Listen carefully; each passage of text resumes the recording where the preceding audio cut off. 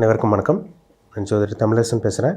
இந்த channel first time பார்க்குறவங்களா இருந்தீங்கன்னா சப்ஸ்கிரைப் பண்ணிக்கோங்க, பெல் பட்டனை கிளிக் பண்ணிக்கோங்க, ஆளுங்கிற ஆப்ஷன் இருக்கும் அதையும் செலக்ட் பண்ணிக்கோங்க. அப்போ தான் நாங்கள் போடுற வீடியோஸ் எல்லாமே உங்களுக்கு நோட்டிஃபிகேஷன் வரும்.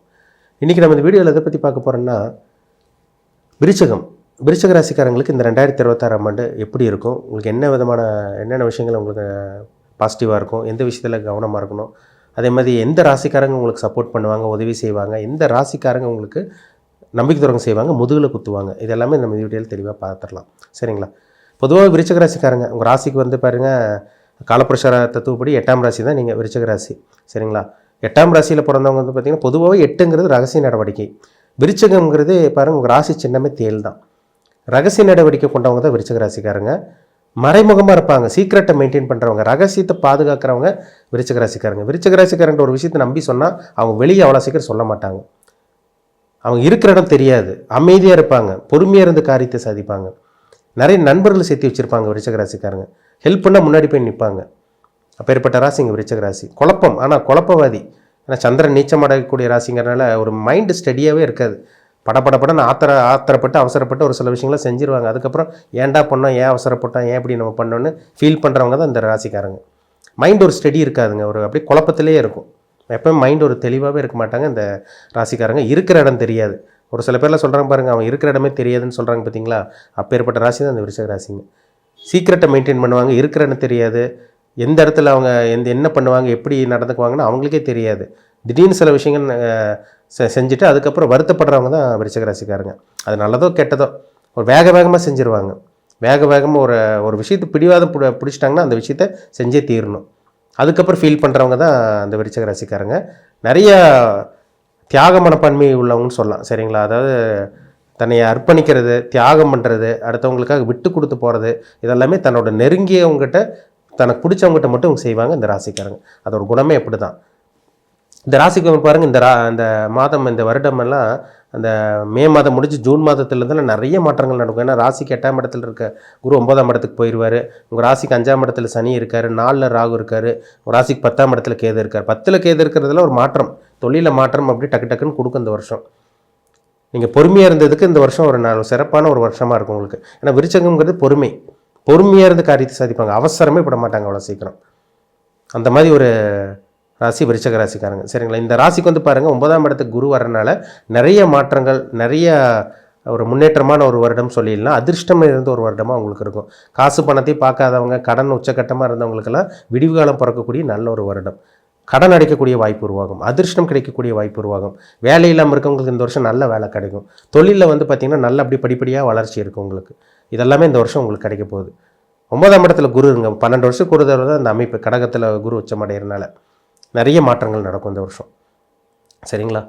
பாகிஸ்தானத்தில் குரு இருக்கிறனால வெளிநாட்டு பிரயாணம், தூர பிரயாணம், படிக்கிறதுக்காக வெளியூர் போகிறது, வெளிநாடு போகிறது, இல்லை தொழில் விஷயமா, வேலை விஷயமா, இடம் மாற்றம், வெளிநாடு, வெளியூர், அத்தனை அமைப்பும் இந்த வருடம் உங்களுக்கு இருக்குது. அதில் மாற்றமே கிடையாது. எதிர்பார்த்த அளவுக்கு நல்ல விஷயங்களே நடக்கும் உங்களுக்கு. திருமணம் ஆகாமல் இருக்கவங்களுக்கு திருமணம் நடக்கும். பணம் இல்லாமல் இருக்கவங்களுக்கு வருமானம் இருக்கும். குடும்பத்தில் குழப்பமாக இருந்தவங்க, கஷ்டத்தில் இருந்தவங்களுக்கு வறுமை நீங்கி நல்ல செல்வ செழிப்போடு வாழக்கூடிய சூழ்நிலை இந்த வருஷம் உங்களுக்கு உருவாகும்.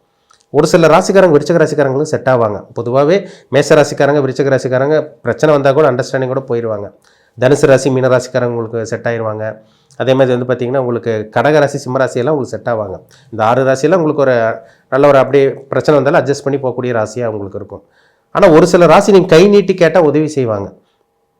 3ஆம் இடங்கிறது உதவி. உங்கள் ராசிக்கு 3ஆம் இடங்கிற யார்? மகரம்.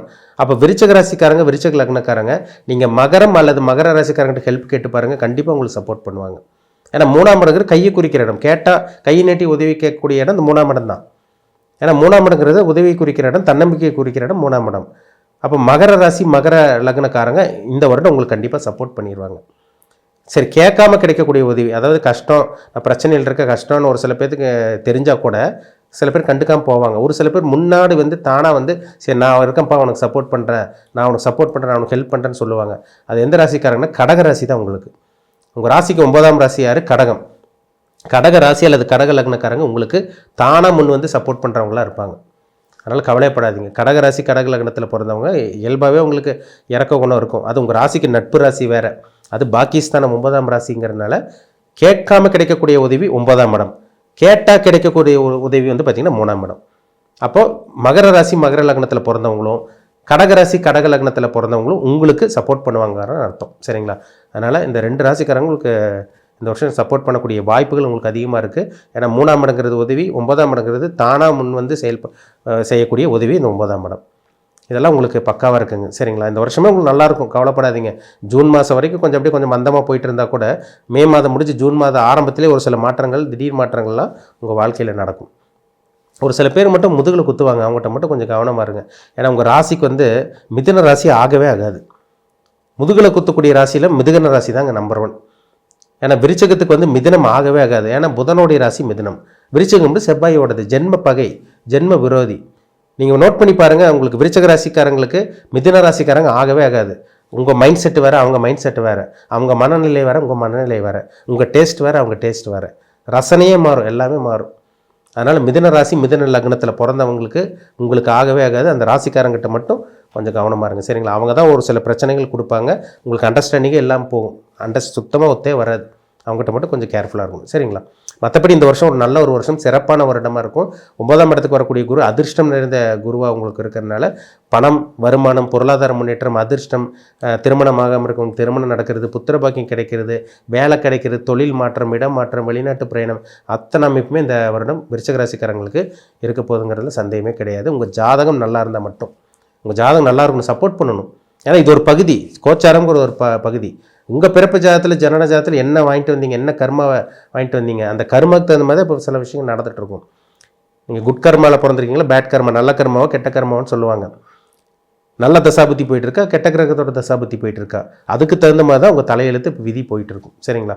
அப்போ உங்கள் பிறப்பு ஜாதத்தில் என்ன தசாபுத்தி போகுது, கெட்ட தசாபுத்தியா, நல்ல கிரகத்தோட தசாபுத்தியா, இனி லைஃப்பில் என்ன பண்ணலாம், என்ன பண்ணக்கூடாதுன்னு உங்கள் பிறப்பு ஜாதத்தை பார்த்து தெளிவாக தெரிஞ்சுக்குங்க. சரிங்களா? ஏன்னா ஒரு தனி மனிதனுடைய ஜாதகம் ரொம்ப ரொம்ப ரொம்ப முக்கியம். பொதுவாகவே கோச்சார பலன் உங்களுக்கு நல்லா இருந்தாலும் உங்கள் ஜாதகமும் நல்லா இருந்தால் கண்டிப்பாக இந்த வருடம் ஒரு சிறப்பான ஒரு வருடமாக விருச்சிக ராசி நேயர்களுக்கு அமைங்கிறதுல சந்தேகமே கிடையாது. தனிப்பட்ட ஜாதகம் பாருங்கள், தெளிவாக தெரிஞ்சுக்குங்க. மீண்டும் அடுத்த பதிவில் சந்திக்கும் வரை உங்களிடமிருந்து விடைபெறுவது உங்கள் ஜோதிடர் தமிழரசன். இந்த சேனல் பிடிச்சிருந்தால் உங்கள் நண்பர் உறவினருக்கு ஷேர் பண்ணுங்கள், லைக் பண்ணுங்கள், சப்ஸ்கிரைப் பண்ணுங்கள், பெல் பட்டனை கிளிக் பண்ணிக்கோங்க, ஆளுங்கிற ஆப்ஷன் இருக்கும், அதையும் கிளிக் பண்ணிக்கோங்க. அப்போ தான் நாங்கள் போடுற பதிவுகள் எல்லாமே உங்களை வந்து சேரும். நன்றி, வணக்கம்.